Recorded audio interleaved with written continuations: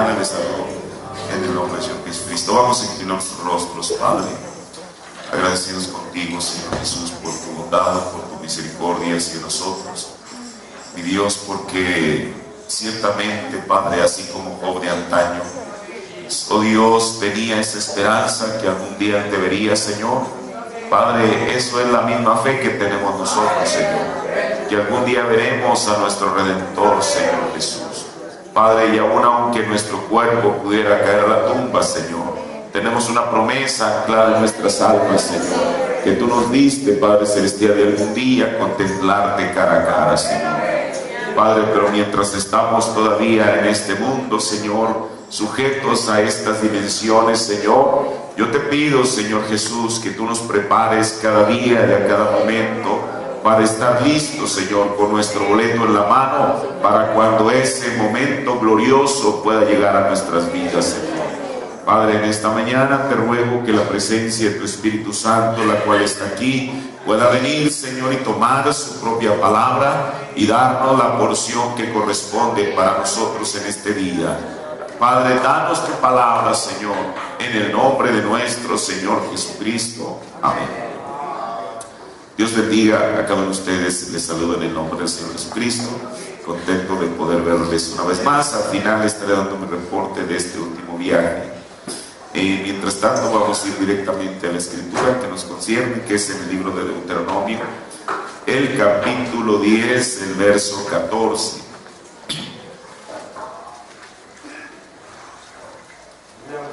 Deuteronomio 10, 14 dice: He aquí de Jehová tu Dios son los cielos y los cielos de los cielos, la tierra y todas las cosas que hay en ella. Amén. Tómese asiento. Bueno, estoy un poquito ronco. Pasado fin de semana estuvimos ahí en Puerto Vallarta, estuvimos predicando viernes, sábado y domingo, los 3 días, fueron 4 puntos en total. Al final el hermano Vallejo dio su testimonio el domingo por la tarde. De ahí nos trasladamos a Monterrey a la reunión ministerial y fue el martes, y el martes pues prácticamente, yo no digo que todo el día, pero casi todo el día fue una exposición sobre un temita que es un tanto polémico, que es sobre el registro de iglesias, y bueno, hablamos de eso. Después estuvimos participando en lo que fue el debate, no en el sentido de pelea, sino de intercambiar puntos de vista. Y bueno, ayer por la mañana estuvimos predicando en la reunión de Cuernavaca, un temita, bueno, fue muy apropiado, reconociendo tu día y su mensaje. Así que estoy un poquito ronco. Yo espero que en esta mañana pues pueda hablar pues bien. Y bueno, y allá le daré mi reporte al final de este servicio. Bueno, mire, estamos abordando el tema que hemos titulado Dimensiones. Y en esta mañana vamos a continuar estudiando lo que es la quinta dimensión. Este es el sermón número 26. Mire, esta dimensión requiere un estudio profundo de la escritura y el mensaje. Y yo entiendo la razón por qué. El profeta de Dios, solamente para referirse a esta, aunque no la llama como quinta dimensión, pero uno sabe que se está refiriendo a lo mismo. Él en varios mensajes, ahorita solamente voy a tomar 2, él aclara algo. Mire, y voy a comenzar leyendo en el sermón Día de este Monte, la página 7, párrafo 14. Dice: entonces, cuando yo en una ocasión leí en la Biblia acerca del infierno, que es la dimensión que estamos estudiando, y yo empecé a leer que la palabra infierno proviene de la palabra Hades, lo cual significa la sepultura. Y estuve como 3 o 4 años que no predicaba el tema del infierno, porque en un lugar se miraba como que era un fuego ardiendo, y en otro lugar era la sepultura. Aquí es precisamente lo que yo a veces, yo estoy tratando de entenderlo. Digo, el profeta, por un lado parecía que el infierno es un fuego ardiente, y por el otro lado parece que es la sepultura. Mire, ayer recordaba cuando el profeta fue a Michoacán, Indiana, que lo acabamos de leer escuchar en el sermón de la historia de su vida, cómo es que él un día anterior pasa y saluda al auditorio, les dice quién es, de dónde viene y el cargo que tenía, y al siguiente día lo llaman para que predique. Desde luego él no iba como un predicador, usted sabe, con las notas ahí en la Biblia de lo que iba a hablar, sino que él estaba tan sorprendido cuando alguien lo comienza a llamar y dice: el reverendo William Branham, queremos que nos traiga el mensaje en esta mañana. Entonces sabemos que él, por la manera en que iba vestido, no quería pasar la plataforma en medio de una multitud como esa. Imagínese usted al hombre, de pronto lo encuentran allí y le piden que pase a predicar, y él, bueno, ahí va con su Biblia bajo el brazo, quizá de una manera tímida, sube a la plataforma, pero a ver, el asunto era sobre qué iba a predicar. Pero bueno, el Señor está en todo. Y entonces dice que él, al poner la Biblia en el púlpito, la Biblia se abre las hojas en Lucas 16. Y entonces, ¿de qué habla Lucas 16? Bueno, del hombre rico en el infierno. Y todos sabemos eso. Ahora, el profeta en varias veces él habló, al menos hay grabadas unos 10 sermones sobre la historia de su vida, y casi en todos dice lo mismo, donde él, su énfasis, escuche, el énfasis del profeta no fue meterse a explicarle a la gente cómo era el infierno. Lo único que les decía: en el infierno no hay flores. Y entonces él lloró. En el infierno no hay amigos. Y entonces él lloró. En el infierno no hay esto y esto y esto y esto. Y luego él lloró. Pero él no entró al asunto. Yo creo, por lo que él mismo dice, es porque él exactamente no lo entendía. El asunto es que yo creo que fue Dios inspirándole esa escritura, porque para comenzar no era para una enseñanza, era para un mensaje evangelístico. Cuando él terminó su sermón, estaba la gente en el altar que él mismo no se dio cuenta de lo que había pasado hasta que estaba fuera del edificio y tenía como abejas alrededor de la miel un montón de gente diciéndole: reverendo Branham, queremos que vaya y celebre un avivamiento en nuestra iglesia. Pero esto viene en relación a lo que dice el profeta, que él no predicaba, dice, porque en un lugar se miraba como que era un fuego ardiente, el infierno, un fuego ardiendo, y en el otro lugar en la sepultura. Dice: hasta que encontré la verdad de ello. Entonces hay una verdad en este asunto. Entonces, cuando llegué a saber exactamente lo que era, y con la ayuda del ángel del Señor, quien me lo reveló, qué cosa tan preciosa, hermano. Por eso el profeta dijo, porque Pablo dijo que aún si un ángel que venga desde la mismísima presencia de Dios, eso fue lo que dijo Pablo en Gálatas, si un ángel no del infierno, no un ángel caído, pero si un ángel del cielo, un ángel que viniera y se presentara ante usted o ante cualquier persona y le dijera: yo soy enviado de la presencia del Dios Todopoderoso, así como un ángel vino con William Branham, dijo el profeta. Pero si ese ángel no me hubiese hablado conforme a la palabra, yo no le hubiera creído. Esa es la gran diferencia, hermano. Entonces, cuando este ángel vino, él le reveló. Por eso, mire, cuando terminemos esta dimensión, vamos a escuchar cosas que usted no se imaginaba. Y a lo mejor van a cambiar nuestra manera de ver ciertas cosas, pero mientras estén en la Biblia y en el mensaje, eso es lo que cuenta. Ahora dice: y solamente me aferro, regreso un poquito, y con la ayuda del ángel del Señor, quien me lo reveló. Pero yo no recibí nada de instrucción y solamente me aferro a una escritura y oro y escudriño las escrituras hasta que él viene y me lo revela.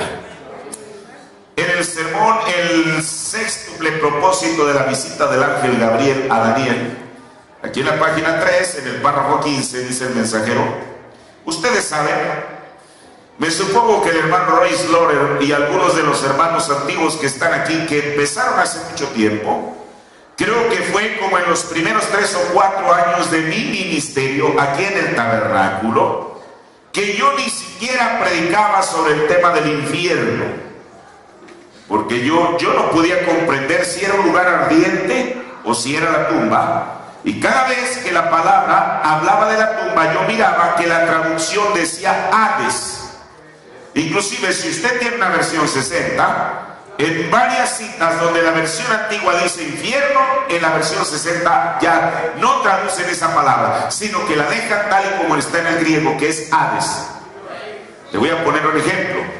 Mateo 16, cuando el Señor Jesús le dice a Pedro: bienaventurado eres Pedro, hijo de Jonás, porque esto no te lo reveló carne y sangre. En la versión antigua dice: y las puertas del infierno no prevalecerán en contra de la revelación que Pedro había tenido. Si usted tiene una versión 60, dice: y las puertas del Hades. ¿Hay alguien aquí que tenga una versión 60 que puede decir que lo que le estoy diciendo es verdad? La versión 60 dice Hades, la versión antigua dice infierno. Ahora, ¿sí dice así Hades? ¿Y las puertas del Hades? Ahora bien, dice: y cada vez que la palabra hablaba de la tumba, yo miraba que la traducción decía Hades. Y luego dice el profeta: Hades es la tumba. Cada vez que hablaba de infierno era Hades, la tumba, y sencillamente yo lo dejé en paz hasta que verdaderamente me di cuenta de lo que estaba hablando, y entonces prediqué sobre el infierno. Ahora, el profeta lo reconoce. Mientras él no entendía qué cosa era el infierno, bueno, lo dejó por la paz. Espérenme, que hay algo que tengo que seguir leyendo aquí. Párrafo, aquí mismo. Oh, aquí está, mire qué bueno. Le estoy leyendo el mismo sermón.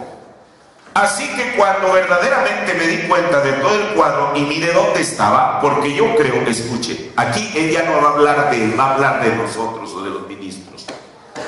Porque yo creo que un ministro es responsable delante de Dios por lo que le dice a esa congregación. Es responsable por lo que le va a decir al pueblo, porque ellos se van a aferrar a eso. Así que entonces, ¿qué si yo los tengo a ellos aferrados a un lugar incorrecto? Y luego viene el tiempo cuando esa esperanza no se queda en pie. Ahora esto es serio. Mire, yo cuando leo estas cosas digo: Señor, es verdad. Mire, porque como el profeta lo dijo, el evangelismo trae a la gente al altar, le muestra que es un pecador y lo trae a un arrepentimiento. Pero el profeta dijo que la enseñanza es algo completamente distinto. Dijo en adopción que enseñar es caminar sobre hielo delgado. Uno tiene que saber dónde pone el pie, porque de otra manera se va a hundir. Ahora, por eso, al menos para mí ha sido una gran responsabilidad el antes de traer algo, primeramente cerciorarme. Ahora mire, desde luego que la Biblia, por eso yo me paro en este principio, el mensaje que trajo el profeta de Dios no es otra cosa sino la Biblia revelada.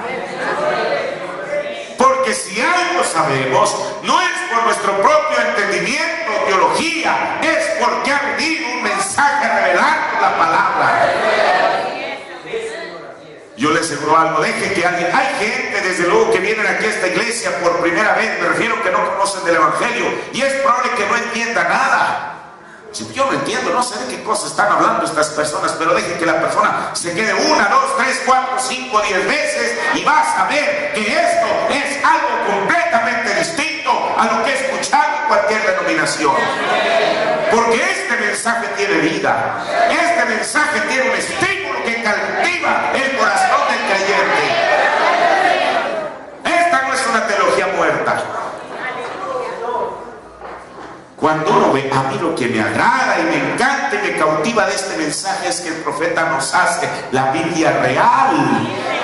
No es un cuento o un cuento de hadas, ni siquiera es una historia para la escuela dominical de los niños. Es Jesucristo en forma de letra, el mismo de ayer, hoy, por los siglos.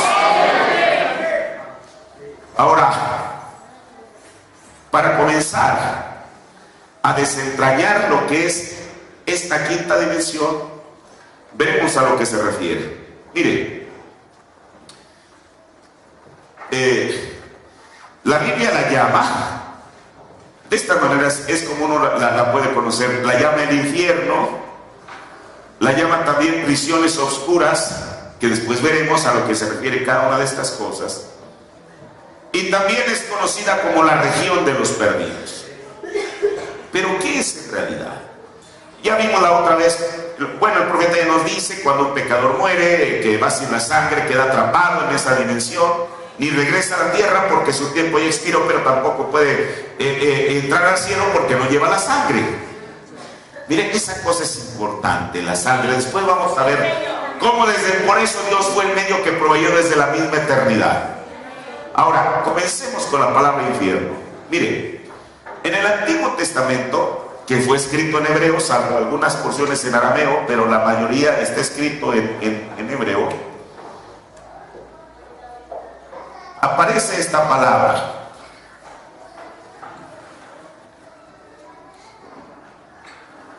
Así. Esta palabra, más comúnmente conocida por nosotros, es lo que la Biblia llama Seol. Así es en hebreo. Bueno, pero ¿qué es el Seol? La palabra Seol literalmente significa el inframundo, la tumba, el infierno y el abismo. Eso es lo que significa. Mire, yo desde la semana pasada estaba revisando cada versículo de la Biblia en el Antiguo Testamento, y por aquí los debo de tener, son muchos, donde se utiliza esta palabra. El asunto es que ante una misma palabra que es esta, o Seol, los traductores, al menos en la Biblia versión 1909, que es la que yo uso, la traducen de diferente manera, la misma palabra, dependiendo de la circunstancia a la que se refiera. La traducen como infierno, la traducen como sepulcro, la traducen como hoyo, la traducen como abismo, la traducen como profundo y como fosa. Imagínese usted una misma palabra, todas las variantes que tiene. Ahora, pero siendo que el Antiguo Testamento es todavía para el pueblo judío la base de su creencia, ¿qué es lo que representaba para los judíos esta palabra? La palabra Seol. Porque sin duda alguna, yo creo que todavía en la actualidad, cuando ellos leen el Antiguo Testamento y escuchan esta palabra, los rabinos algo les tienen que enseñar que es el Seol para ellos. Mire, en el entendido que, hermano, esto es tremendo, que ellos tienen una visión muchas veces distinta a la que nosotros tenemos. ¿Por qué? Porque nosotros tenemos el complemento que es el Nuevo Testamento. Pero quiero decirle algo, los judíos tienen el Nuevo Testamento, el Antiguo Testamento. Las denominaciones tienen el Antiguo y el Nuevo Testamento. Pero nosotros tenemos el mensaje, el cual viene y toma tanto el Antiguo como el Nuevo Testamento y nos da la visión exacta y perfecta de lo que es la Escritura. Pero ¿qué representa para ellos eso, el Seol? Mire, en el Antiguo Testamento el Seol se refiere al lugar donde iban todos los muertos inmediatamente después de morir. Si usted le pregunta a un judío, oye, ¿qué es lo que quiere decir el Seol? Él va a decir, bueno, un judío que no conoce el Evangelio de Cristo, o sea, un judío ortodoxo que todo lo que tiene es el Antiguo Testamento. Si usted le pregunta, oye, ¿qué es el Seol? Él le va a contestar que es el lugar donde van todos los muertos inmediatamente después de la muerte. Nosotros sabemos que ciertamente los muertos van a un lugar después de la muerte, pero nosotros ya vimos al principio que no son 3 lugares, ni es uno, son 2. Ya lo sabemos eso. Ahora, los traductores traducieron como sepultura, o más bien tradujeron la palabra Seol algunas veces, como les decía, como sepultura, otras como infierno, los traductores. Pero los traductores lo hicieron dependiendo si la persona a la que se refiere en ese pasaje era reconocida como justa o no. No sé si usted me entiende. Mire, vamos a poner, yo tengo un pasaje donde está hablando de tal persona y se usa esa palabra. El traductor razona y para traducirla, digamos en este caso al español, ve el antecedente de la persona. Si fue una persona mala, entonces el traductor lo traduce como infierno. Para nosotros el infierno es una palabra familiar. Pero si esta misma palabra aparece en un pasaje donde se está refiriendo a una persona o a una circunstancia, digamos que tuvo un buen historial, la traducen como tumba. Pero al final y al cabo es la misma palabra. Ahora, yo creo que los traductores lo hicieron porque aquí es la cosa importante, hermano. Esto, si los judíos entienden como el Seol, el lugar donde iban todos los muertos inmediatamente después de morir, no fue sino hasta el tiempo de Jesús cuando él en sus enseñanzas habló no de un solo lugar, sino de dos lugares. Y después lo vamos a ver, incluso en el Evangelio de San Marcos hay una palabra que ni siquiera está traducida, sino que está exactamente igual como aparece en el griego.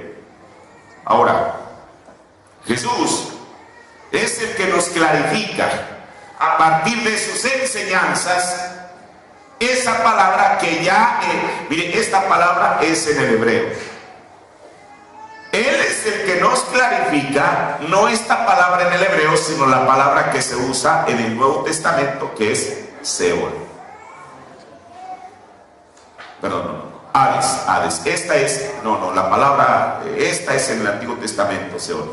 En el Nuevo Testamento es Hades. Mire, el Nuevo Testamento fue escrito en griego. Yo investigando esto me sorprendí tanto que la palabra Hades es una palabra que viene de la mitología griega y se refiere, digamos, como a, ojalá yo se lo pueda citar correctamente, como el Averno, como un cierto lugar. Incluso de ahí proviene la palabra hada. ¿Usted ha oído la palabra hada en los cuentos? Que la hada madrina que tiene la varita mágica y le concede el deseo, ese tipo de cosas, ¿no? De ahí proviene Hada, la palabra Hades, de ahí viene. Es una región que los griegos, claro, ellos no tenían, los griegos como cultura o como pueblo, no tenían la visión que nosotros tenemos de lo que el Hades representa, porque nosotros lo vemos no desde un punto de vista mitológico, sino desde el punto de vista bíblico. Ahora, el profeta, miren, los judíos lo tienen como un mismo lugar. Jesús viene y los separa y dice, no, son dos lugares. Pero el profeta, él hace una separación, escuchen, entre lo que él llamó, que era la región de los perdidos. Así llama él al lugar donde iba la gente que había rechazado el programa de Dios para la hora en el Antiguo Testamento. Porque recuerda usted que el profeta de Dios dijo que en el Antiguo Testamento también existió virgen fatua. Pero así como hoy en día hay tres clases de creyentes, el creyente, dice el manufacturado, que es el que finge creer, y el incrédulo, el Antiguo Testamento también tuvo lo suyo. Ahora, pero entonces el profeta lo divide y dice que en el Antiguo Testamento, escuche, esto es muy importante, que en el Antiguo Testamento hubo una región de los perdidos y hubo un paraíso. Cada uno de ellos son lugares distintos, en condiciones distintas, donde va gente distinta. Pero nosotros al paraíso no lo vamos a tocar todavía, vamos a irnos por la línea de lo que es el Seol del Antiguo Testamento. Mire, viendo el Seol, en el Nuevo Testamento aparece como tumba o sepultura. Mire, y aquí es donde voy a entrar a la Biblia. Acompáñeme al libro de los Salmos. Desde luego que yo no puedo tomar todas las escrituras donde específicamente se habla de esta palabra, porque sería mucho. Solamente, yo aquí las tengo anotadas, pero solamente quiero que me deslicen eso. Mire, vamos al Salmo 16. Esta escritura que vamos a tomar, creo yo que es muy conocida, es una de las más conocidas en los Salmos por su importancia y relevancia. David está hablando en el Salmo 16, el verso 10. Miren, aquí parece que David está hablando en pronombre personal. Pero dijo el profeta, no era David, era el Espíritu de Dios en David. Por eso cuando en el Salmo 22 él dice, Dios mío, ¿por qué me has desamparado? Horadaron mis manos y mis pies. Mire, la gente sin entendimiento, dijo el profeta, ¿y qué cosa? En el mensaje de discernimiento del Espíritu él dice que la gente que escuchó a David clamar y decir, Dios mío, ¿por qué me has desamparado? Y que dijo, horadaron mis manos y mis pies. La gente podía ver a David y decía esto es lo que dice William Branham. Dice que la gente decía, vean a ese hipócrita, las manos de quién están horadadas. Ellos podían ver las manos de David y no tenían absolutamente, usted sabe que es horadar, es traspasar. No tenían eso. Por eso la gente pensaba que era un acto de presunción de parte de David, pero no era David, era el Espíritu de Dios hablando en David. No se estaba refiriendo a David mismo, se estaba refiriendo a una persona que venía en el futuro, cuyas manos iban a ser horadadas. ¿Qué no dijo Jesús estando en la cruz? Dios mío, ¿por qué me has desamparado? Ahora, hermano, esa es una escritura favorita para un trinitario, decir que Dios lo había desamparado, y efectivamente Dios lo desamparó, porque el Espíritu de Cristo, el Espíritu de Dios que estaba en Cristo lo desamparó, no en la cruz, sino desde el Getsemaní. Eso es lo que nos dijo el profeta, porque Jesús no podía morir como hombre, porque Jesús no podía morir como Dios. Si él hubiera muerto como Dios, entonces el diablo mató a Dios. Él tenía que morir como hombre, tenía que pagar el pecado como hombre. Por eso dijo Pablo, si el Espíritu de aquel que resucitó a Jesús de entre los muertos mora en vosotros, él resucitará también vuestros cuerpos mortales. Ahora, pero aquí está David hablando otra vez en pronombre personal en el Salmo 16:10. Porque no dejarás que mi alma, David está hablando del alma de él aparentemente.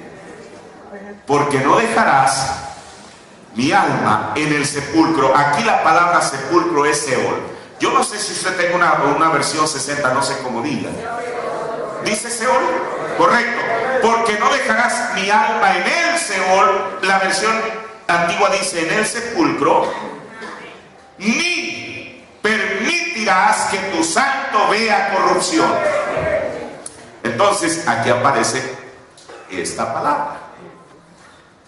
Pero veamos lo que la explicación que nos da Pedro respecto a esta escritura. Vamos a ir al libro de los Hechos en el Nuevo Testamento, el capítulo 13, verso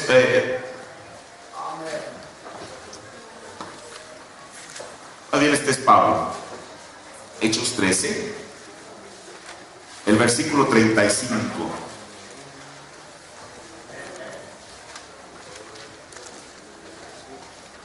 Dice, mire qué cosa. Por eso dice en otro lugar, no dejarás que tu santo vea corrupción. ¿A qué se está refiriendo esta escritura? Al Salmo 16, 16:10. Le voy a volver a repetir, porque dice, por eso dice en otro lugar, no permitirás que tu santo vea corrupción. Y luego Pablo, siendo un tremendo maestro, para decirnos que esa escritura no se refería a David en lo absoluto, él aquí nos lo aclara. Porque a la verdad David, habiendo servido en su edad a la voluntad de Dios, ¿qué? Durmió y fue juntado con sus padres y vio corrupción. ¿Qué cosa? Porque el Salmo decía, porque no dejarás mi alma en el sepulcro o en el Seol, ni vas a permitir que tu santo vea corrupción. David, Pablo, para decirnos que ese no es David, él nos dice, ciertamente David murió, pero su cuerpo a partir del tercer día se comenzó a descomponer.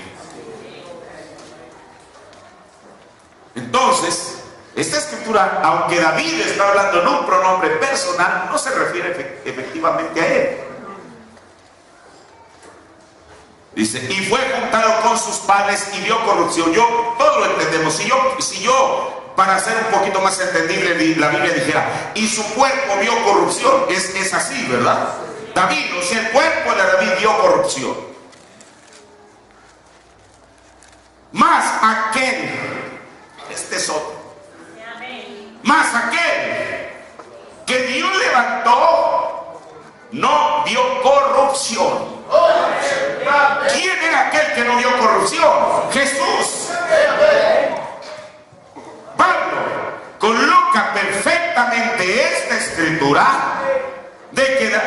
para que la gente no pensara, es que esa escritura, como David está hablando en pronombre personal, esa escritura se refiere a David. No, Señor. Pablo nos dice, David, su cuerpo ciertamente sí vio corrupción, pero hay uno que no vio corrupción. Pero aquí hay una cosa. David dice las cosas porque no permitirás, porque no dejarás mi alma.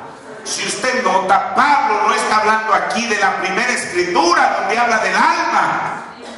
Está hablando del cuerpo. Pero entonces, ¿qué podemos saber nosotros respecto al alma? ¿Cómo dice la escritura? El Salmo 16:10. Porque no dejarás, ¿qué? Mi alma en el sepulcro o en el Seol. Mi alma. La alma no se va a quedar allí. Pero la siguiente cosa es que tampoco vas a permitir que tu santo vea corrupción. Ya vimos por lo que Pablo dice que el cuerpo de David sí se corrompió, como el cuerpo suyo, el cuerpo mío. Si algún día caemos a la tumba, se va a corromper, como el cuerpo de cualquier persona santo o pecador que ha dejado esta tierra. Al tercer día, dijo el profeta, lo primero que se les comienza a desprender es la nariz. Usted dice, ¿eso es así? El profeta lo dijo. Dijo que cuando ¿cómo se llama? Lázaro, que estaba embalsamado y envuelto en aquellos lienzos, dijo, ya la nariz se había desprendido. Mira, hay una cita, ojalá yo la pueda citar correctamente, dijo el profeta, porque él habla del cuerpo y el alma. Dijo, el cuerpo reconoció a su dueño y el alma reconoció a su hacedor. El alma y el cuerpo de, ¿qué cosa? De Lázaro. Mire, después vamos a ver eso. ¿Dónde estuvo Lázaro en esos días? Que su espíritu no estaba en el cuerpo. Pero mire, vamos a ir a ver qué fue lo que pasó con el alma de este personaje, el cual sabemos que es Jesús, del que se está refiriendo en el Salmo 16. Ya vimos que su cuerpo no vio corrupción, según dice aquí Pablo. Pero entonces, ¿el alma qué fue? Porque en el Salmo habla de dos cosas, del alma y el cuerpo. ¿Qué fue de él? Vamos a ir a la primera epístola del apóstol San Pedro, el capítulo 3.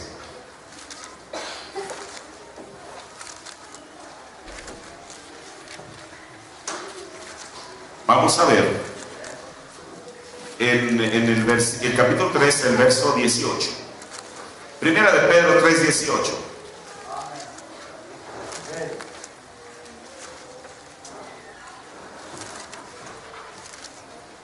¿Lo tiene? Porque también Cristo, ¿de quién está hablando aquí? De Cristo. Porque también Cristo padeció una vez por los pecados, el justo por los injustos, para llevarnos a Dios, siendo a la verdad muerto en la carne, o sea, muerto en el cuerpo. Jesús, cuando estaba en la cruz, no es como dicen los incrédulos, dice el profeta, que le dieron mandrágora, que era una especie de, usted sabe que lo adormecía y ahí él fingió que estaba muerto. Jesús no fingió que estaba muerto. Por eso dijo el profeta, Jesús mismo había dicho en San Juan 3, así como Moisés levantó la serpiente en el desierto, el profeta dice, la serpiente no tenía vida, estaba cristalizada. De igual manera Jesús dijo, así es necesario que el Hijo del Hombre sea levantado en la cruz. Jesús no estaba fingiendo estar muerto, Él estaba muerto. Siendo la verdad muerto en la carne, o sea, en el cuerpo. ¿Pero qué? Vivificado en el espíritu. Esto es importante. El cuerpo de Jesús estaba muerto, pero su espíritu fue vivificado. ¿Qué es vivificar? Dar vida. En el cual, o sea, en el espíritu no en el cuerpo, escuche. Por eso yo tomé desde el verso de 18. En el cual, o sea, en el espíritu, Jesús en el espíritu, no en el cuerpo estaba en la tumba. Pero en el espíritu fue, ¿a dónde? Y predicó. ¿Qué cosa, hermano? Mire, Jesús predicó durante 3 años y medio, pero cuando Él murió, no cesó de predicar. El cuerpo estaba en la tumba muerto, como lo dice aquí el apóstol Pedro, pero mientras que el cuerpo estaba en el sepulcro, en el Seol, en el Hades, mientras su cuerpo estaba y su alma, el alma de Jesús, el espíritu de Jesús, estaba predicando. ¿Dónde y a quién? Y predicó a los espíritus encarcelados. Por eso yo le decía que la Biblia a esta quinta dimensión le llama el infierno o prisiones oscuras. Alguien que está encarcelado es porque está en una prisión. Había espíritus que estaban encarcelados. Pero escuchen, Jesús no fue a predicarle a todos aquellos que estaban encarcelados, le fue a predicar a una edad específica, los cuales en otro tiempo fueron desobedientes. Desobedientes desde Caín a la fecha, el mundo está lleno de desobedientes. Ustedes dicen, Caín desobediente, sí, porque el Señor le dijo, mira, si haces como tu hermano Abel, otra cosa te espera. Pero el hombre fue desobediente a Dios, no quiso aceptar las reglas que Dios había puesto, los cuales en otro tiempo fueron desobedientes. Cuando una vez esperara la paciencia de Dios, ¿dónde? En los días de Noé, no en los días de Moisés, no en los días de Jeremías, no en los días de Daniel, sino que Pedro es específico, que Jesús fue y les predicó a esas personas que vivieron en la edad de Noé. Ahora, la Biblia lo llama que eran espíritus encarcelados.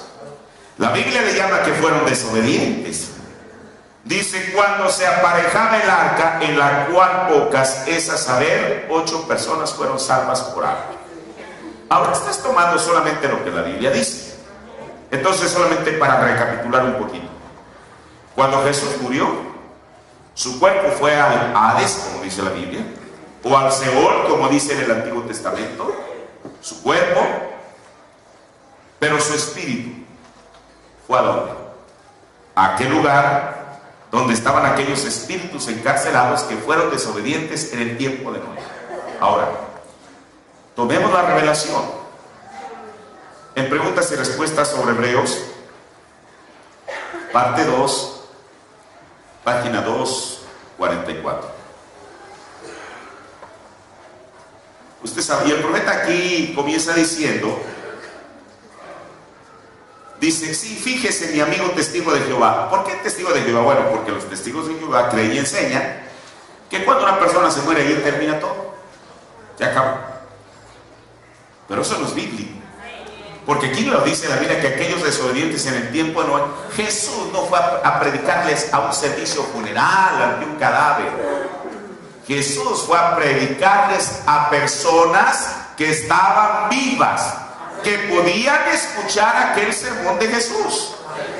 Y ahorita vamos a ver qué es lo que el profeta, o qué fue lo que Jesús les fue a predicar. Mire, sí, fíjese mi amigo testigo de Jehová, me gustaría preguntarle algo. ¿Ve? Si el infierno es un lugar, Hades, Seol, como usted quiera llamarlo, si eso cesa en la sepultura, entonces ¿por qué dijo él? No cesarás mi alma en el infierno, ni permitirás que tu santo vea corrupción. ¿Qué de eso ve? Aquí estaba su cuerpo en la sepultura. Es lo que dice la Biblia. Y su alma, o sea, el alma de Jesús, estaba en el infierno predicando con vida. O sea, el alma el cuerpo de Jesús estaba muerto, pero el alma de Jesús tenía vida. ¿Qué de eso? ¿Qué cosa? Él estaba en su teofanía otra vez. Hermano, él descendió de ser el logos a ser teofanía, a ser carne. Aquí él había tomado otra vez su cuerpo teofánico, porque eso quiere decir que ellos no estaban viendo un espíritu, porque de por sí el lugar donde ellos están desclavados es un lugar terrible, y todavía que aparezca ahí un espíritu humano, ellos estaban viendo a Jesús, como dijo el profeta, en un cuerpo teofánico. Ahora, y estaba como testigo ante ellos los que no se habían arrepentido en la paciencia de Dios. Mire, ahorita recuerdo algo. Espero, hermano, que no se me vaya a olvidar. No lo voy a retomar en esta mañana porque no tengo el texto. Usted sabe que los mormones creen que usted se puede bautizar por su padre si falleció y no es creyente, su abuelo, tu tatarabuelo, etc. Y ellos toman una escritura en Corintios y mire, venturosamente, en este libro todavía, creo que debe ser en este, cuando el profeta le preguntan el significado de esa escritura que usan los mormones, resulta que cuando el profeta la trata de explicar, hay un espacio en blanco en la cinta. Y dice, Señor, pues sí, el profeta lo explicó, pero no está grabado. Eventualmente, a través del tiempo, encontraron una cinta más completa en la cual aparece toda la explicación que el profeta da. Y después se la voy a leer. Mire, ojalá y el otro domingo voy a traer el texto para que usted vea eso y para cuando un mormón lo quiera sorprender y decirle, oiga, pero es que hay una escritura en la cual Pablo está diciendo que nosotros nos podemos bautizar por nuestros antepasados. Y yo les digo una cosa, si no fuera por lo que el profeta dijo de esa escritura, yo no sabría qué contestarles a ellos. ¿Por qué? Porque le están mostrando la Biblia, pero se le están malinterpretando. Ahora, dice, y estaba como testigo ante ellos los que no se habían arrepentido en la paciencia de Dios. En otras palabras, él tocó la puerta, y cuando la puerta se abrió, allí estaban esas almas que no se habían arrepentido. Y les dijo, yo soy la simiente de la mujer, yo soy aquel del cual Enoc. Miren, la Biblia dice que en los días en la paciencia de Dios, en los días de Noé, pero yo cada vez que leo esto, el profeta nos lleva un poco más atrás, nos lleva a Enoc. ¿Se lo ha leído? Bueno, porque de Enoc, miren, el mensaje de Noé fue durante 120 años que ellos se arrepintieran y que entraran en el arca. Pero de Enoc, de cuya referencia solamente tenemos, o de su mensaje, mejor dicho, tenemos una sola referencia en el libro de Judas. Cuando Judas dice de los cuales predicó Enoc, o profetizó, mejor dicho, de los cuales profetizó Enoc, el séptimo de Adán, diciendo, he aquí el Señor viene con sus santos millares. Eso es lo que dice la Biblia. Yo siempre me había preguntado si existía ese libro. No sé si una vez le conté que platicando con un judío llegamos a esta escritura y llegamos a leer, bueno, la plática nos condujo al libro de Enoc, y entonces le pregunté, oiga, ¿existe un libro de Enoc? Me dijo, sí. Entonces me dijo, ¿tu Biblia no lo trae? Le digo, no, yo aquí la Biblia no aparece ningún libro de Enoc, aunque aparece una referencia. Y hace unos años, Gabriel, no sé si esté aquí en esta mañana, a Gabriel le gusta mucho hurgar ahí entre las antigüedades, y encontró el libro completo de Enoc en una librería.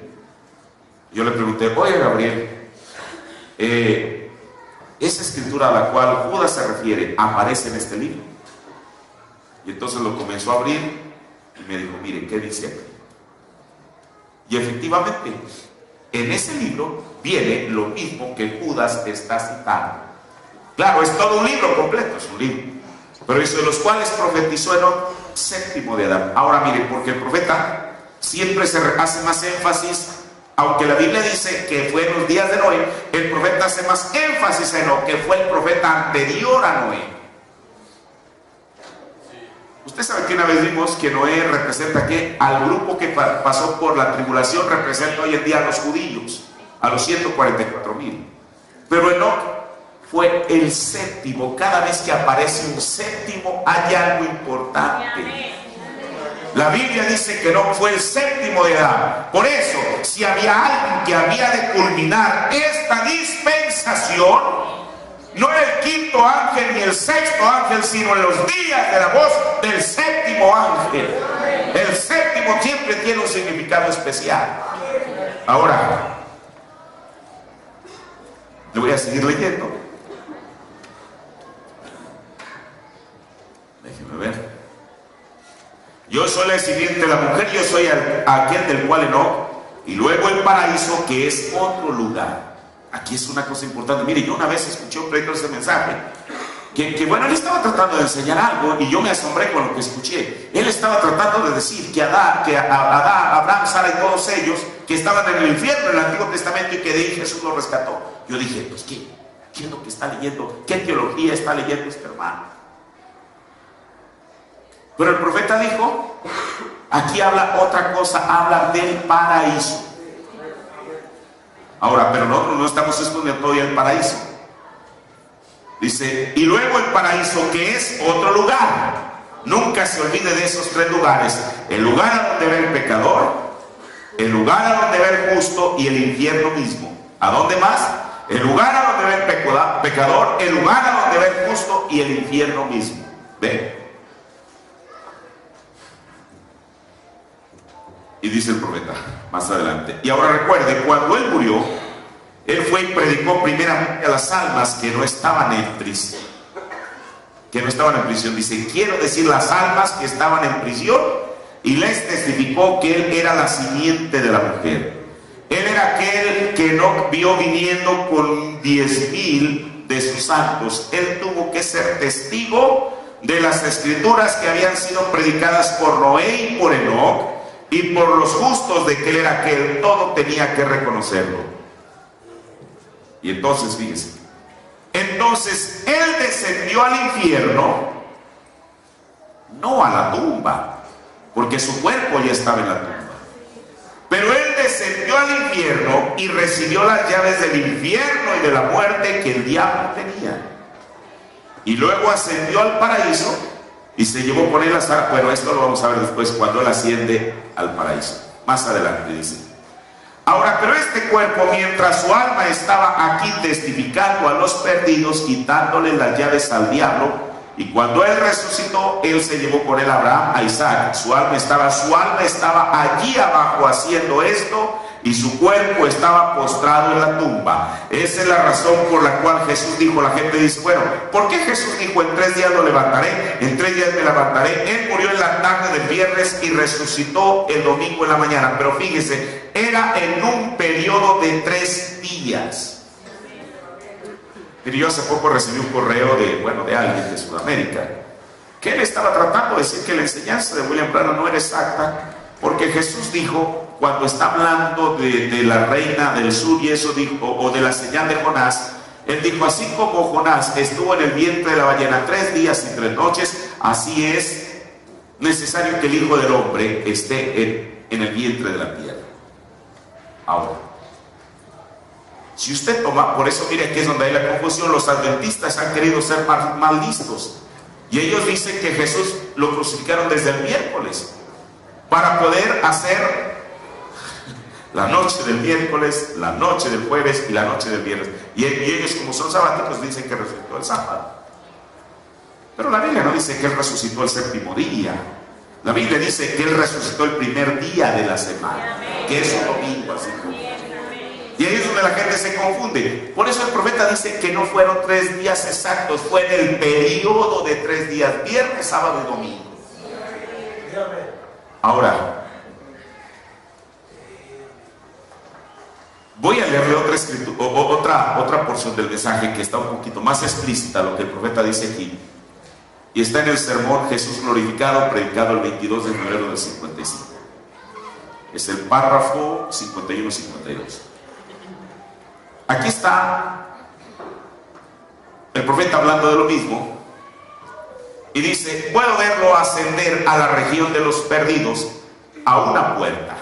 Y luego el profeta toca aquí. Y él abrió la puerta. Ellos comenzaron a gritar y a gemir, esas almas que no se arrepintieron. Él dijo, ustedes son de Enoc. Aquí está la cosa.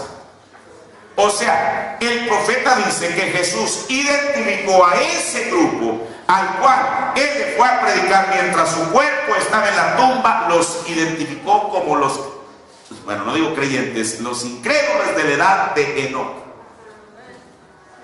Ustedes son de Enoc. Yo soy él, del que no tuvo una revelación espiritual. Yo soy el que fue predicado antes de la destrucción antediluviana. Hermano, eso quiere decir que Jesús fue predicado antes de la destrucción antediluviana. Recuerde, porque Jesús vino retratándose desde la misma eternidad, desde el huerto del Edén, en tipos, figuras y sombras. Cuando el Señor le dijo a la mujer, y tu simiente, se estaba refiriendo a Jesús. Génesis 3:15. Cada uno de aquellos profetas, aún los que no escribieron nada, recuerda, el profeta nos enseñó que son 3 Biblias. El zodiaco, eso no es, ¿cómo se llama? Esoterismo. Porque la Biblia dice en los Salmos, para siempre, oh Jehová, permanece tu palabra, ¿dónde? En los cielos. Entonces el profeta tenía razón con lo que estaba diciendo. La segunda Biblia que Dios escribió fue en las pirámides de Egipto. Y la tercera Biblia es esta. Pero hay una cosa que dijo el hermano Rana. Dijo, yo conocí a Dios en la naturaleza. Mi primer Biblia fue la naturaleza. La naturaleza habla de Jesús. Que no, el mismo sol que se levanta en la tarde no es el mismo que se resucita al siguiente día. Digo, el profeta, la naturaleza habla de una vida perpetua. El árbol que se secó en el invierno, para la siguiente primavera está retoñeciendo una vez más. Una persona ni siquiera tiene que leer la Biblia, solo basta con ver la naturaleza y ella habla de un creador. Ella habla de Jesús. Pero aquí hay una cosa: la quinta Biblia no es ni el zodiaco, ni es tampoco las pirámides, ni es esta que tenemos aquí, ni es la naturaleza. Pablo dijo, vosotros sois epístolas escritas y leídas de todos los hombres. Por eso, aquella gente, Enoc, les tuvo que haber predicado de uno que venía con sus santos millares. Y dice el profeta, yo soy él del que no tuvo una revelación espiritual. Yo soy él que fue predicado antes de la destrucción antediluviana. El Señor descenderá con decenas de millares de santos. Yo soy el Hijo de Dios, nacido de la Virgen. Mire, se me va el pensamiento. Le decía que Pablo dijo, vosotros sois epístolas escritas. Usted no encuentra a Adán habiendo escrito un solo texto de la Biblia. Pero él fue un tipo de Cristo. Cuando hubo el primer caso de casamiento y divorcio sobre la tierra, que fue en el huerto del Edén, Pablo nos dijo en los Efesios, maridos, amad a vuestras mujeres, así como Cristo amó a la iglesia y se entregó a sí mismo por ella. Adán, sin saber por qué lo estaba haciendo, él se involucra en el pecado para poder redimir a su esposa. Usted ve a José, él no escribió ni un solo libro, pero con su vida estaba hablando del Mesías. Y el profeta nos dijo, siendo un hijo de prosperidad en el espiritual, tenía visiones, fue vendido por envidia, fue puesto en una, ¿cómo le llaman? En una cisterna, así como Jesús fue puesto en la tumba, pero de ahí fue sacado. Jesús, después de que resucitó, dice la Biblia, fue puesto a la diestra de Dios, y José fue puesto a la diestra de Faraón. Y hoy en día nadie puede llegar a Dios sino por Cristo. En aquel tiempo nadie podía llegar a Faraón sino por José. Y así cada uno de ellos, los que no escribieron absolutamente nada. Dice que Jesús les dijo, mire todo el sermón que Jesús les predicó. Yo soy el Hijo de Dios, nacido de la Virgen. Mire, hace unos días que estaba en el Calvario, el hermano Carlos me hizo una pregunta y comencé a leer una porción de la Biblia y descubrí algo muy importante. Cuando la Biblia habla del nacimiento del Mesías, dice, he aquí que una virgen, ¿qué cosa? Va a hacer dos cosas. concebirá y ¿qué? Dará luz. ¿A quién? A un hijo. O sea, la Virgen iba a concebir y dar a luz a un hijo. Eso es lo que Isaías dice. Miren, cuando nosotros vemos que el ángel le aparece a María, ya lo sabemos que ella estaba comprometida, todavía no se había casado con José, y entonces el Señor viene y habla la palabra de la matriz de María y un cuerpo se comienza a formar. Hay personas que hacen mofa y dicen, es que William Branham dijo que María no era la madre de Jesús. Claro que no era la madre. Yo cuando era católico rezaba a Santa María, Madre de Dios. ¿Ese rezo tiene algún fundamento? ¿Cómo María puede ser la Madre de Dios? Dígame cómo. El profeta dijo que Jesús no tenía ni una pizca de sangre de María ni de José. Usted dice, pero es que un niño mientras está en la placenta, no, puede haber 100 explicaciones. Pero si Jesús tuvo sangre de María, entonces la sangre que corría por las venas era igual a la suya y a la mía. Y por lo tanto su sacrificio está nulo, porque es como si usted quisiera morir por mí y yo por usted. ¿Le hace algún beneficio? Claro que no. Entonces, he aquí una virgen concebirá. ¿Cuándo concibió? Cuando Dios habló su palabra en la matriz de María y se comienza a formar el cuerpo. Pero la cosa no es esta, hermano. No solamente es eso, dice que la Virgen iba a concebir, lo cual la Virgen concibió. Pero dice, y dará luz a un hijo. O sea, la Virgen. Por eso la Biblia dice, y yo me asombré cuando leí esa escritura, que José no conoció a María hasta después de que Jesús nació. Porque María tenía que ser virgen en el momento que fue concebido el cuerpo de Jesús en su matriz, y tenía que ser virgen al momento de dar a luz al Mesías. Eso es lo que la Biblia dice. ¿Qué cosa? Bueno, yo soy el Hijo de Dios nacido de la Virgen, y he muerto en el Calvario para redimir al perdido. Hermano, ¿cuántas horas duró el sermón de Jesús? Miren todo lo que Él nos lleva a través de la Biblia. Y entonces, después de que termina la predicación, no hace un llamamiento al altar para decirles, hermanos, aquellos que nunca se arrepintieron, vengan al altar para que reciban salvación. Él les dice, ¿por qué no aceptaron el mensaje de Enoc? Y aquí hay otra cosa. Mire, cada palabra que dice el profeta es para ser pesada, pero usted sabe a lo que yo me refiero, o sea, para ser aquilatada. ¿Por qué no aceptaron el mensaje de Enoc bajo la ofrenda encendida? La ofrenda encendida aparece hasta en Éxodo en el Antiguo Testamento. Esto quiere decir que Enoc también había provisto una manera para que la gente que quisiera ser salva fuera salva. Y aún en la edad antediluviana hubo una ofrenda encendida, hablando de la verdadera ofrenda, la cual era Jesucristo. Y después que les dice, ¿por qué no aceptaron el mensaje de Enoc bajo la ofrenda encendida? Dice lo que dice el profeta. La puerta se cerró, se acabó el sermón. La puerta se cerró con un lloro, aullido y crujir de dientes. ¿De quién? De la congregación a la cual Jesús les había predicado aquel tremendo sermón. El asunto que aunque hubiera lloro, aunque hubiera aullido, aunque hubiera crujir de dientes, ya era demasiado tarde. Su día de redención se había terminado. Sigue diciendo, por el camino, demonios, él llegó a la mismísima puerta del infierno y tocó la puerta. El diablo. Porque ¿qué es una prisión? Algo que está cerrado. La Biblia así lo llama, prisiones oscuras. El diablo quizá aquí hurga, aquí está la llave. Quizá usted comience a escuchar ahí el ruido de la llave en aquella puerta. Y cuando abre la puerta, menuda sorpresa que se lleva. Mire lo que el profeta dice. El diablo abrió la puerta y dijo, pues finalmente llegaste, ¿verdad?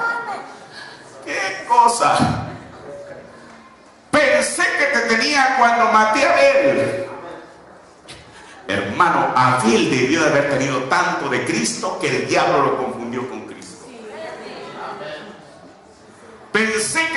tenía cuando arrojé a los jóvenes hebreos en el horno ardiente. Dijo, bueno, si no es Mesac, podrá ser Sadrach, si no Abednego, cualquiera de los tres debe de ser. Por eso los arrojó.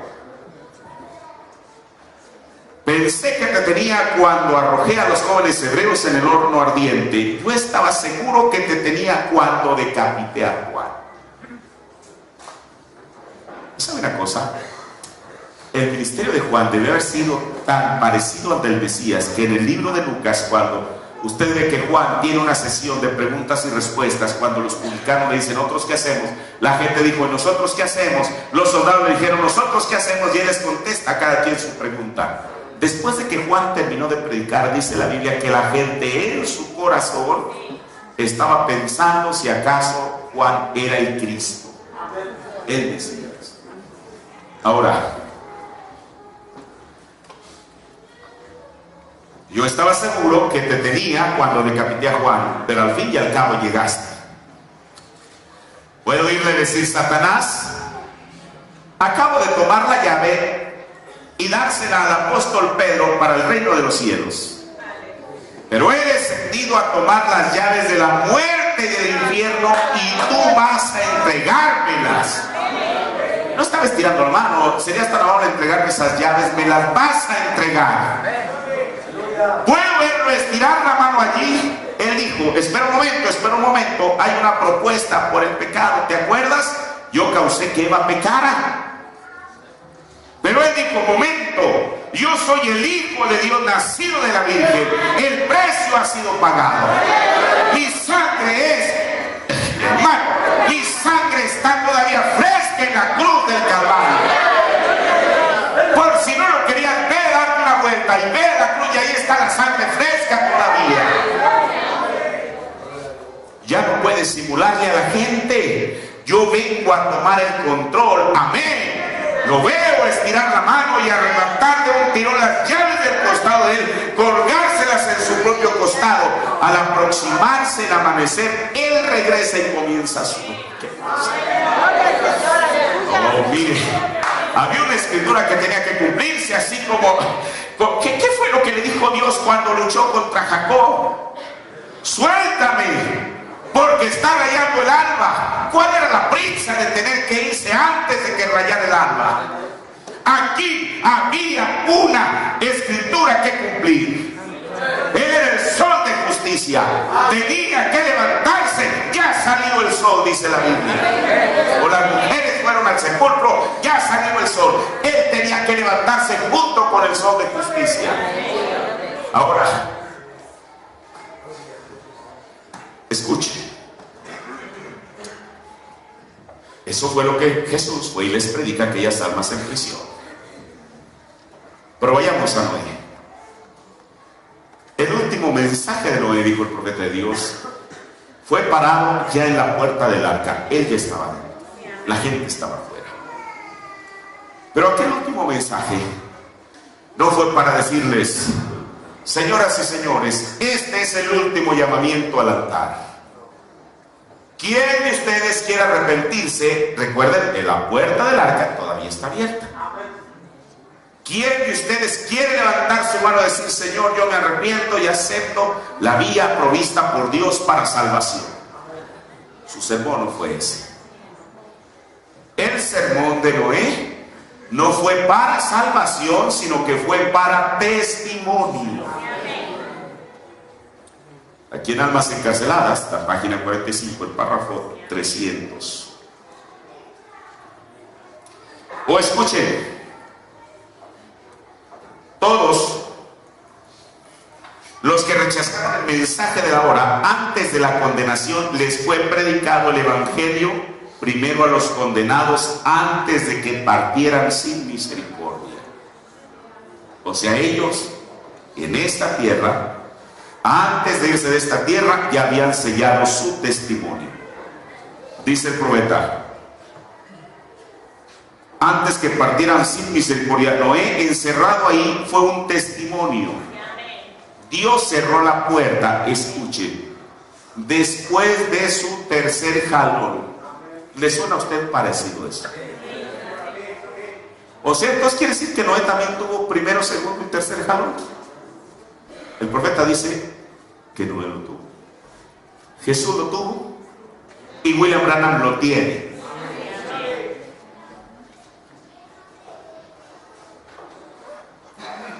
Después del tercer jalón en Sodoma, las puertas fueron cerradas, no hubo más misericordia.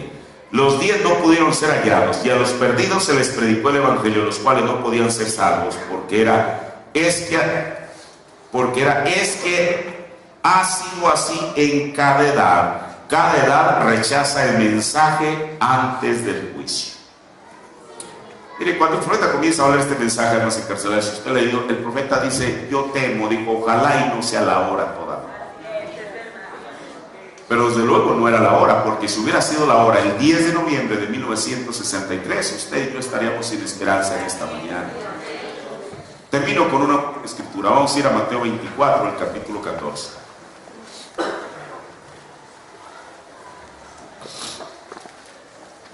Mateo 24, 14.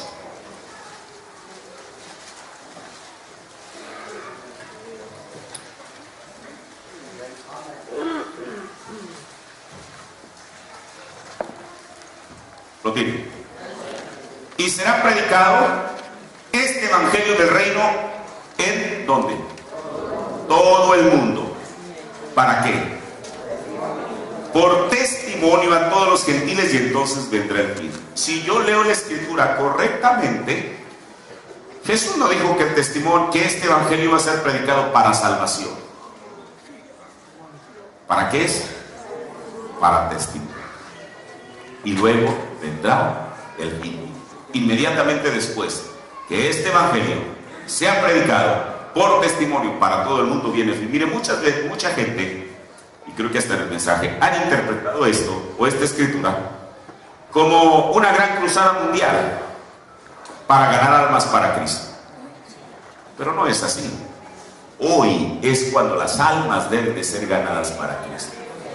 Cuando la Biblia dice que este evangelio del reino va a ser predicado en todo el mundo, así como Noé, el último sermón que él predicó ya no fue para que alguien pudiera entrar al arca, porque de todas maneras no iban a entrar. Si usted nota, a medida, creo yo, que el tiempo del juicio venidero, en el tiempo de Noé, se estaba acercando, el corazón de la gente se estaba endureciendo más y más y más. Cuando esto venga, que este evangelio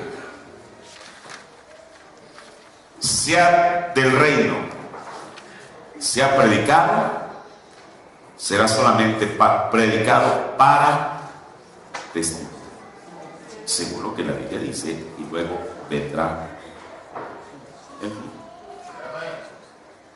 Miren, esta escritura ya no la tenía en mis notas, no tiene que abrir la Biblia, solamente se la voy a leer en Lucas, el capítulo 24. El verso 45, este es Jesús hablando y diciendo: entonces Jesús les abrió el sentido para que entendiesen las escrituras y les dijo: así está escrito y así fue necesario que el Cristo padeciese y resucitase de los muertos el tercer día, y que se predicase en su nombre el arrepentimiento y la remisión de pecados en todas las naciones, comenzando desde Jerusalén. Esta comisión de Lucas 24, 47 sigue vigente hasta este día. Se sigue predicando en su nombre el arrepentimiento y la remisión de pecados en todo el mundo.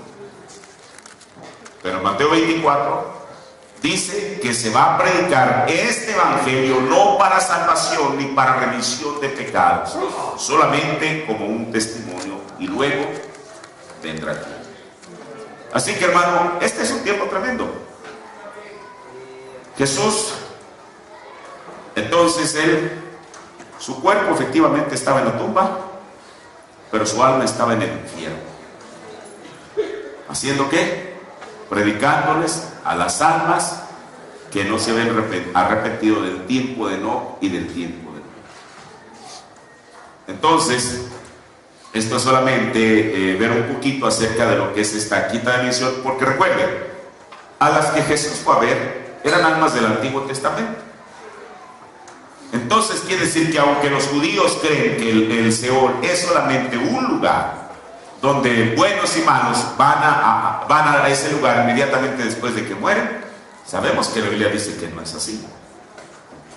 Porque si en la tumba, como lo trata de interpretar, Jesús estuvo en la tumba del cuerpo. Pero si es el otro lugar, la región de los perdidos, Jesús también fue allí. Pero no para quedar cautivado, encarcelado, como los otros que estaban allí, sino fue para dos cosas: para predicarles el evangelio por testimonio, y segundo, para quitarle al diablo aquello que por el pecado él mantenía, aquellas llaves del infierno y de la muerte. Por eso en Apocalipsis, usted lo ve en Apocalipsis 1 diciendo: yo soy el que estuve muerto y vivo, y ahora tengo las llaves del infierno y de la muerte. Digo, el profeta, él no tenía las llaves del reino de los cielos porque ya se las había entregado a él. Yo espero que en esta mañana esto usted haya podido entender la palabra. Vamos a ponernos de pie, vamos a orar a Dios. Padre, te agradecemos, Señor, por tu palabra, la cual, oh Dios, es tan preciosa, tan maravillosa, porque esta palabra, Señor, Padre, ella nos ha traído a un entendimiento de las cosas, Señor. Pero no solamente a un entendimiento, sino, como dijo tu profeta la última vez que tomamos, Dios, ese extracto, esa cita tan preciosa, que hay un infierno que evitar y hay un cielo que ganar, Señor. Aquí estamos, Dios, porque nos estamos luchando, porque tu palabra dice que el reino y solo los valientes lo arrebatan.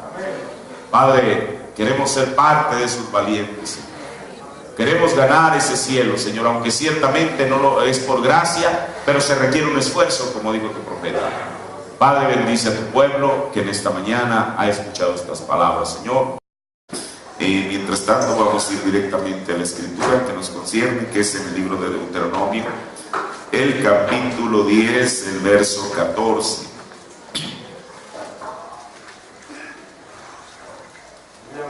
Deuteronomio 10, 14. Dice: aquí de Jehová tu Dios son los cielos y los cielos de los cielos, la tierra y todas las cosas que hay en ella. Amén. Tómese asiento. Bueno, estoy un poquito ronco. Pasado fin de semana estuvimos ahí en Puerto Vallarta, estuvimos predicando viernes, sábado y domingo, los 3 días, fueron 4 puntos en total. Al final el hermano Vallejo dio su testimonio el domingo por la tarde. De ahí nos trasladamos a Monterrey a la reunión ministerial, y fue el martes, y el martes pues prácticamente, yo no digo que todo el día, pero casi todo el día fue una exposición sobre un temita que es un tanto polémico, que es sobre el registro de iglesias, y bueno, hablamos de eso.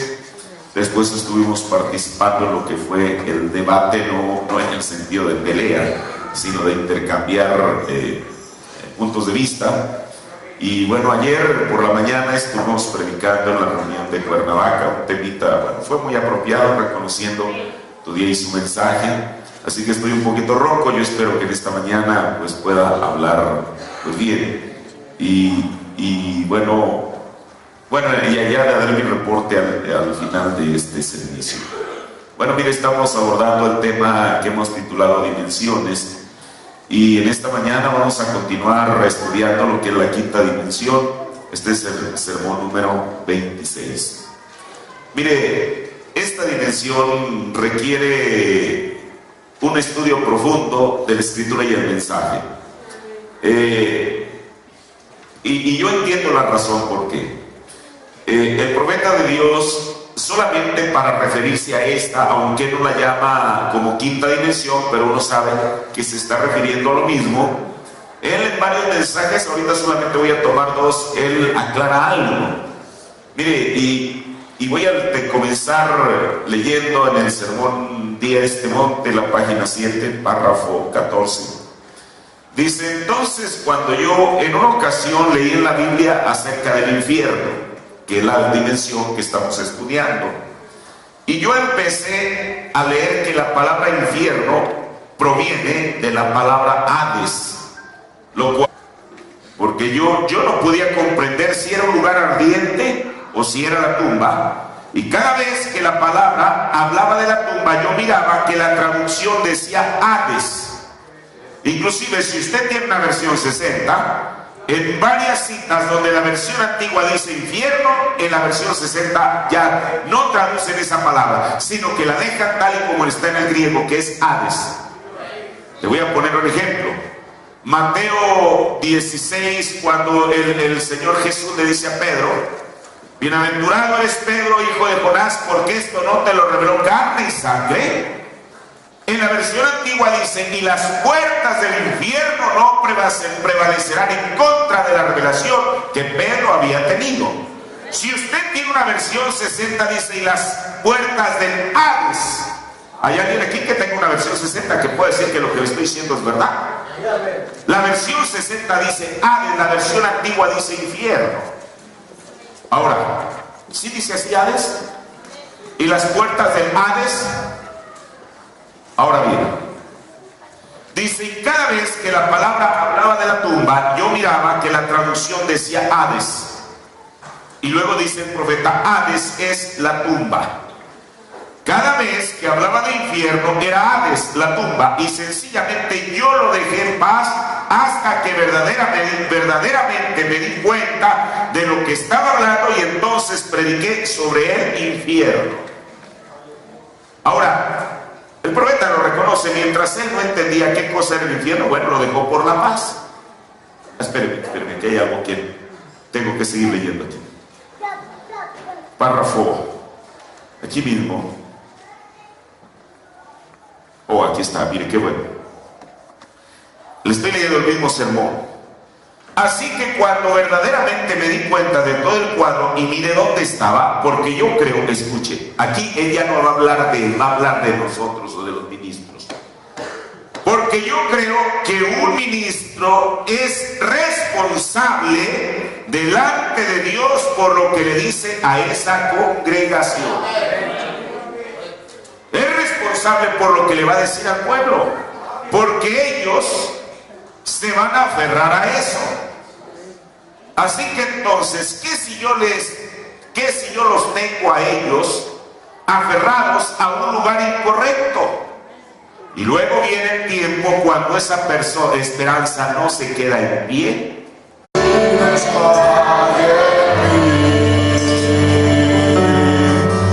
Mas al ver su gran poder, en la fuerza de su entonces al nombrar, oye, yo sé que mi Redentor vive, y aún deseches también en esta tierra separará, y aunque muera ya no habrá el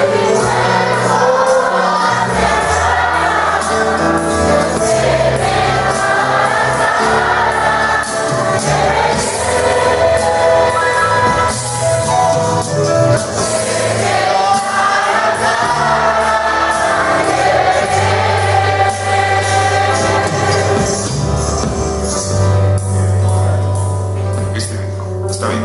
Dios bendiga a cada uno de ustedes en esta mañana. Les saludo en el nombre de Señor Jesucristo. Vamos a inclinar nuestros rostros, Padre, agradecidos contigo, Señor Jesús, por tu bondad, por tu misericordia hacia nosotros.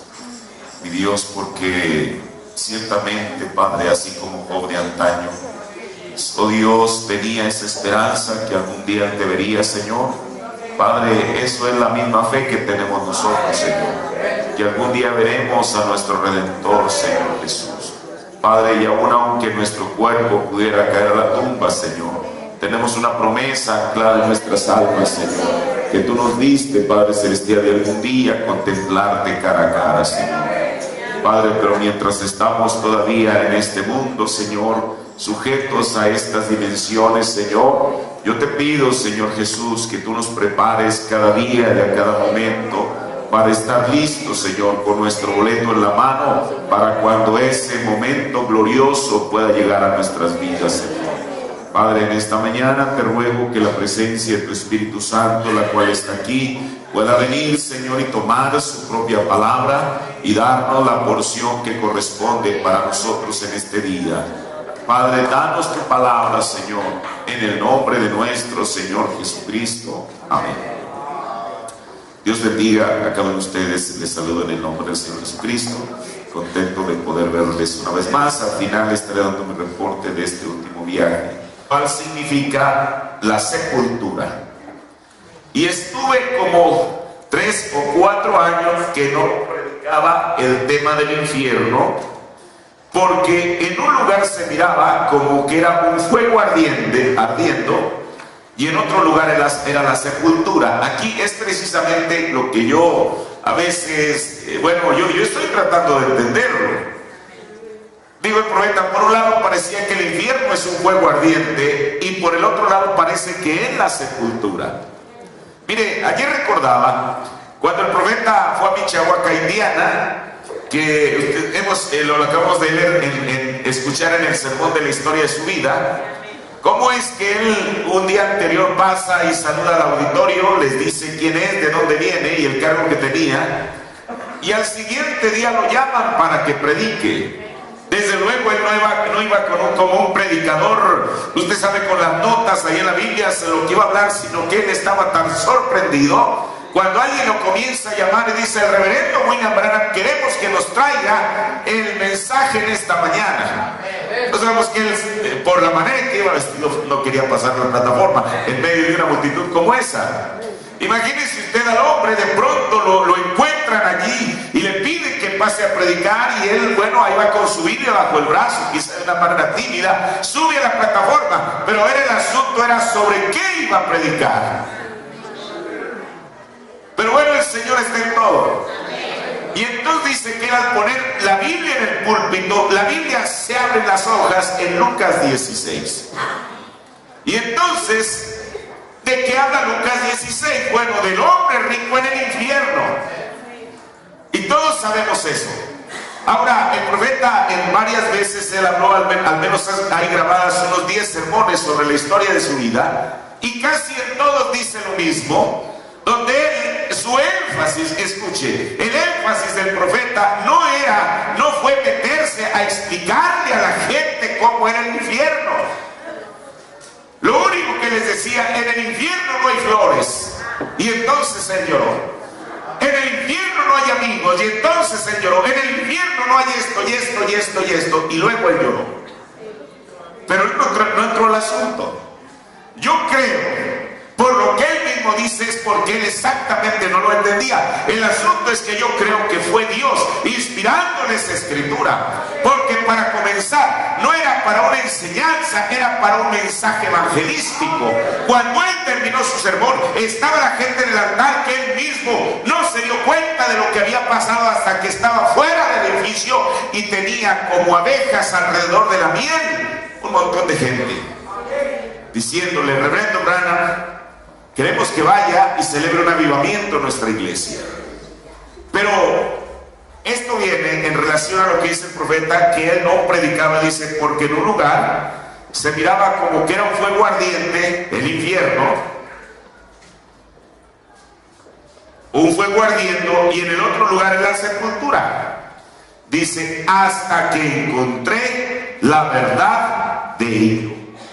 Entonces hay una verdad en este asunto. Entonces, cuando llegué a saber exactamente lo que era, y con la ayuda del ángel del Señor, quien me lo reveló, qué cosa tan preciosa, hermano.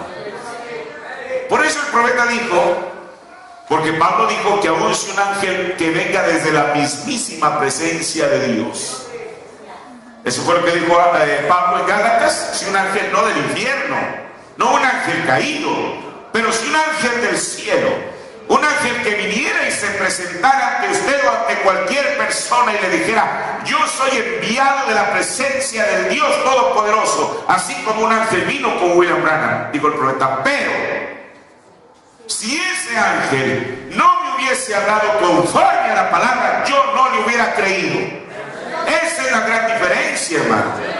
Entonces, cuando este ángel vino, él le reveló. Por eso, mire, cuando terminemos esta dimensión, vamos a escuchar cosas que usted no se imaginaba, y a lo mejor van a cambiar nuestra manera de ver ciertas cosas, pero mientras estén en la Biblia y en el mensaje, eso es lo que cuenta.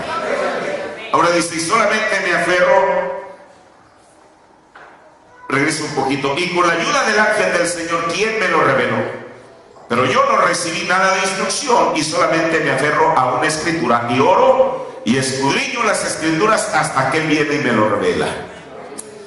En el sermón, el sextuple propósito de la visita del ángel Gabriel a Daniel, aquí en la página 3, en el párrafo 15, dice el mensajero: ustedes saben, me supongo que el hermano Royce Lorer y algunos de los hermanos antiguos que están aquí, que empezaron hace mucho tiempo, creo que fue como en los primeros 3 o 4 años de mi ministerio aquí en el tabernáculo, que yo ni siquiera predicaba sobre el tema del infierno.